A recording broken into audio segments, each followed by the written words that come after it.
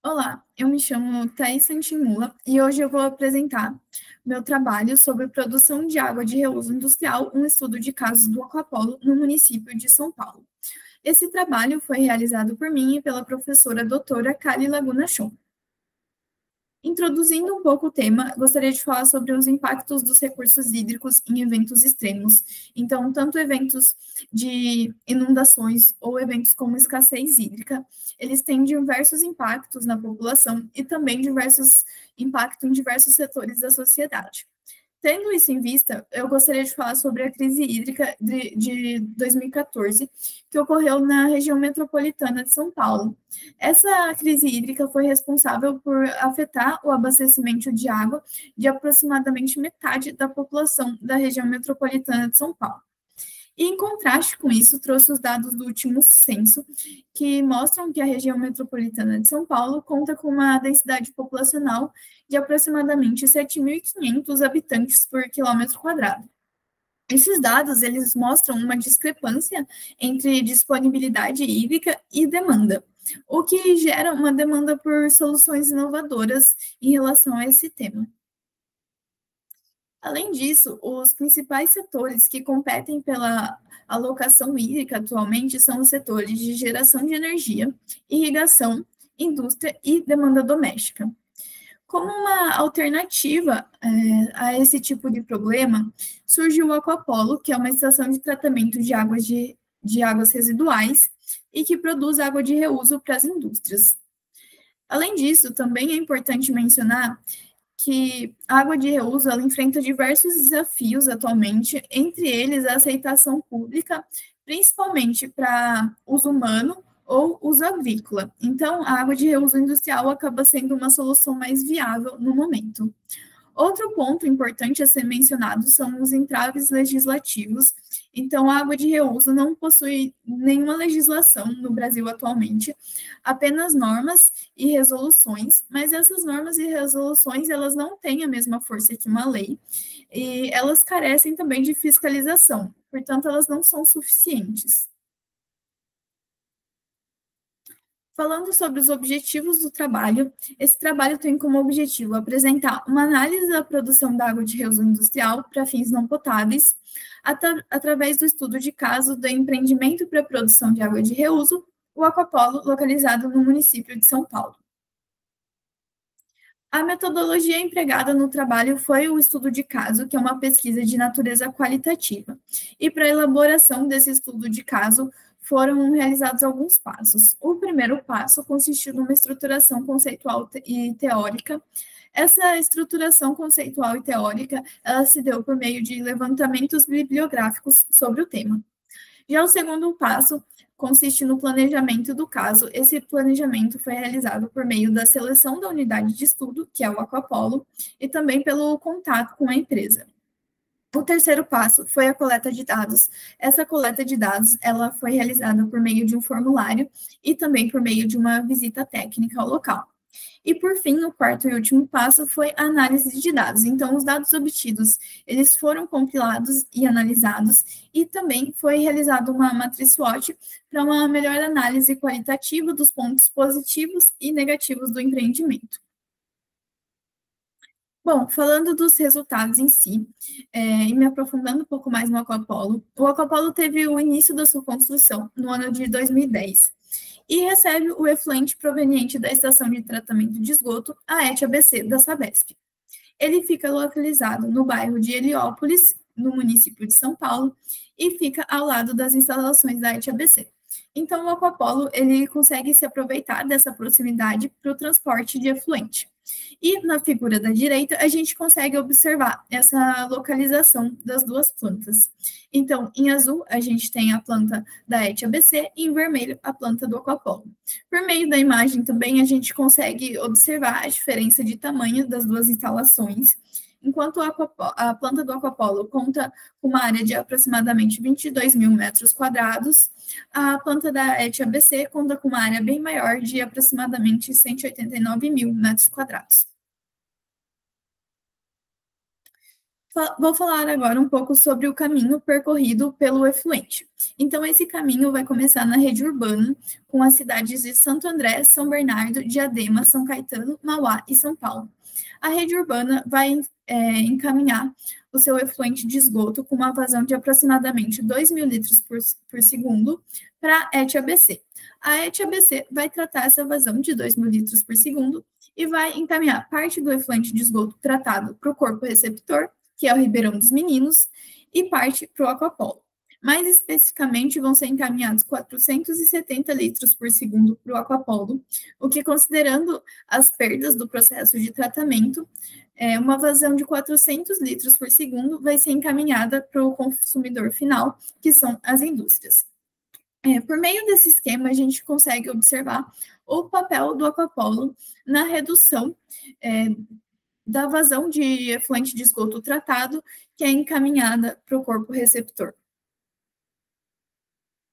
Falando um pouco mais agora sobre a vazão do Aquapolo, ele foi projetado inicialmente para uma vazão de 1.000 litros por segundo, mas atualmente ele não possui unidades estruturais suficientes para atender essa vazão, então a sua vazão instalada é de 650 litros por segundo, e considerando a sua demanda atual, ele opera com uma vazão de 470 litros por segundo. Por meio desses dados, foi possível realizar o cálculo de um equivalente populacional em número de habitantes. E o que seria esse equivalente populacional? Em número de habitantes, a população que se beneficia da água que deixa de ser captada pelas indústrias do sistema público e que agora as indústrias captam do Aquapolo. Então, essa água que deixa de ser captada, ela fica disponível para a população. E qual o tamanho dessa população? Considerando a vazão de operação do Aquapolo, seria uma população de aproximadamente 253.900 habitantes. Considerando sua vazão instalada, seriam 351 mil habitantes, aproximadamente, e ainda considerando a vazão de projeto, seriam aproximadamente 540 mil habitantes. Esses dados, eles conseguem mostrar o porte do Aquapolo e a sua significância. Além disso, também foi realizado o cálculo de um percentual de recuperação de vazão pelo Aquapolo em relação à ET-ABC. Então, como eu havia dito, a ET-ABC trata uma vazão de aproximadamente 2.000 litros por segundo e parte dessa vazão de efluente de esgoto tratado é encaminhada para o Aquapolo. E quanto seria isso em termos percentuais? Considerando a vazão de operação do Aquapolo, seriam 24%. Considerando sua vazão instalada, 33%, e considerando a vazão de projeto, seriam 50%.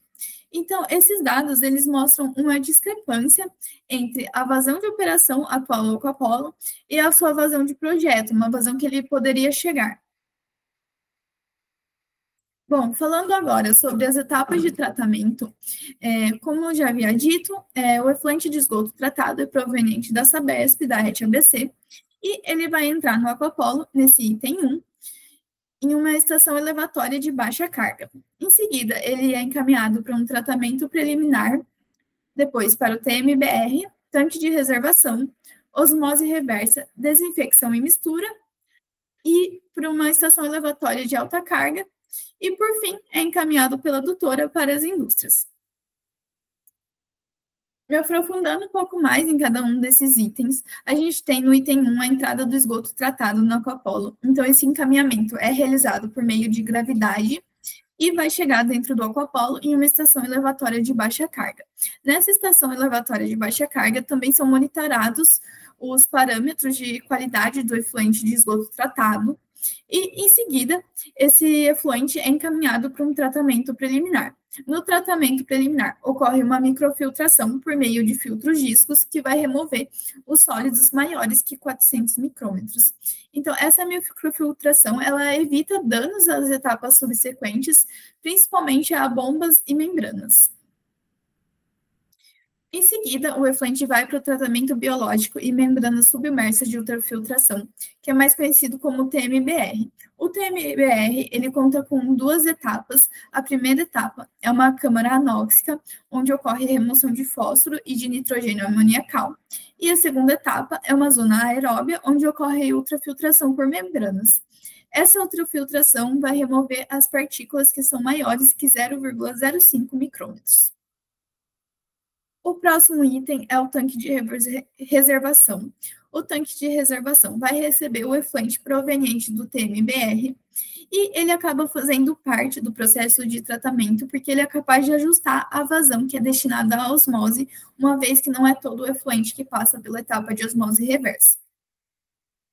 Falando agora da osmose reversa em si, para entrar na osmose reversa, o efluente vai passar por bombas de alta pressão e apenas 20 a 25% do efluente passa por essa etapa.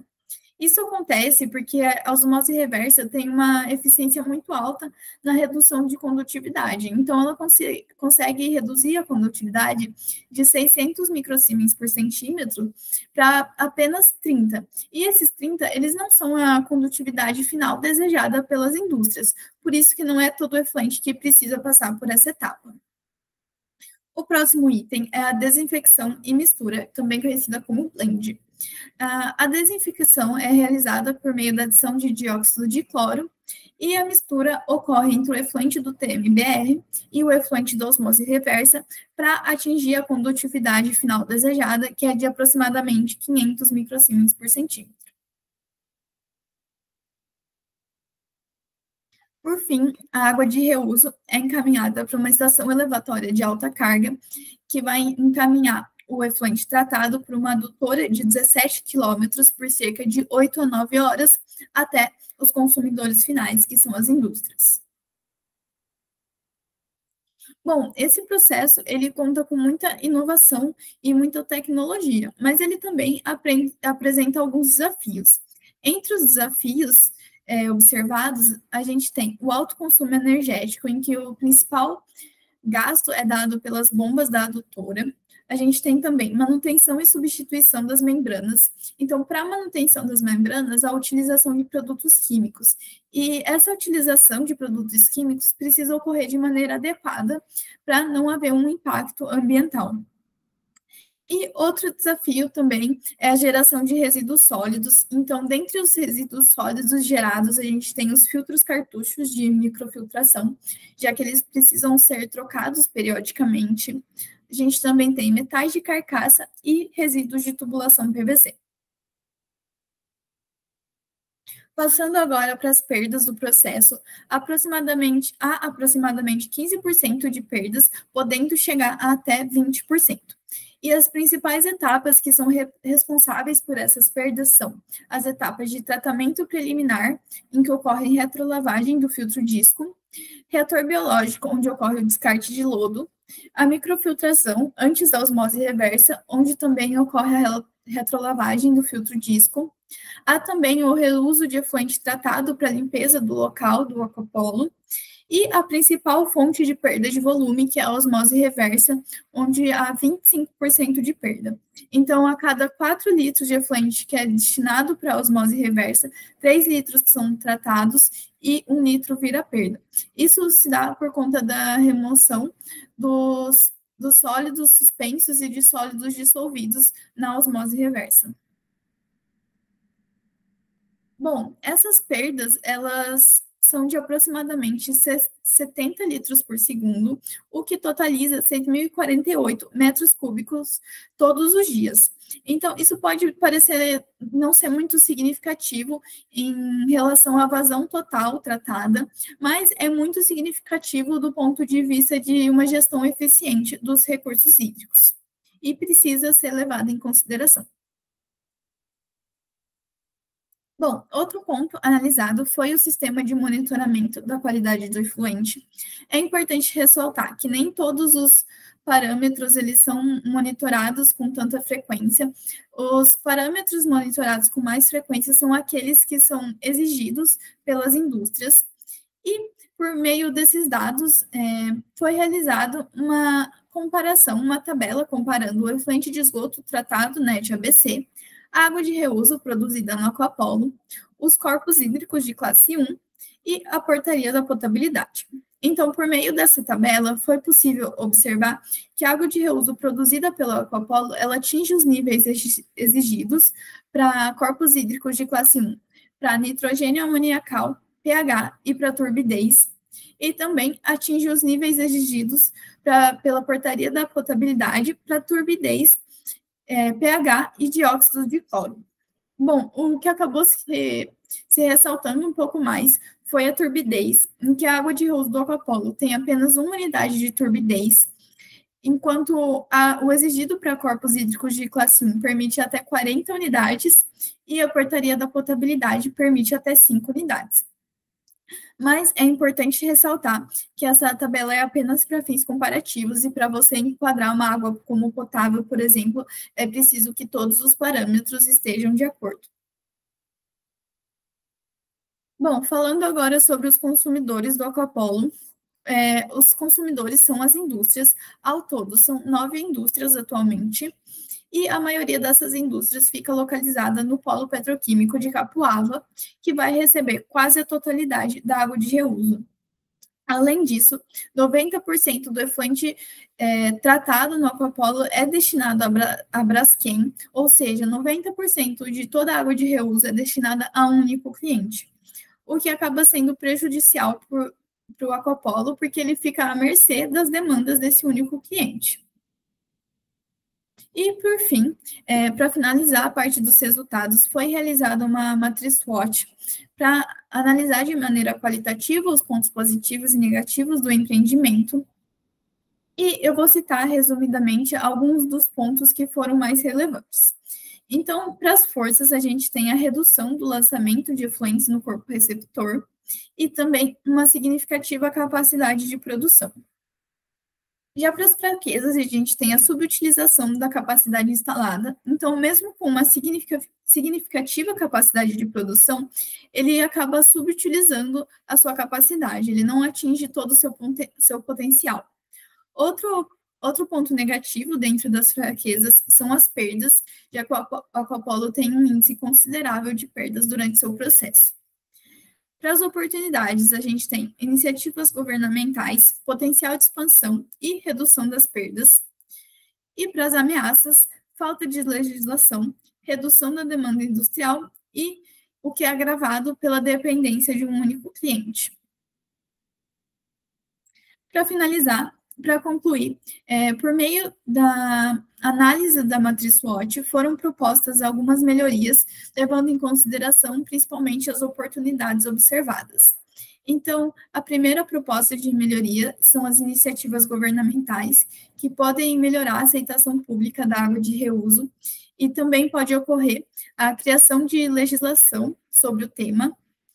E a outra proposta de melhoria foi a proposta de expansão. Isso pode ocorrer tanto pelo aumento da vazão do Aquapolo, chegando na sua vazão instalada, ou até mesmo a sua vazão de projeto, e também pelo aumento da base de clientes, fazendo que o Aquapolo deixe de ser dependente de um único cliente, que é o que ocorre atualmente. Bom, para finalizar, o Aquapolo ele é um empreendimento muito positivo, sim, do ponto de vista da sustentabilidade e de uma gestão adequada dos recursos hídricos, mas ele poderia aumentar ainda mais os impactos positivos da água de reuso por meio de algumas melhorias. Bom, esse foi meu trabalho, eu gostaria de agradecer e também vou apresentar agora as referências bibliográficas utilizadas.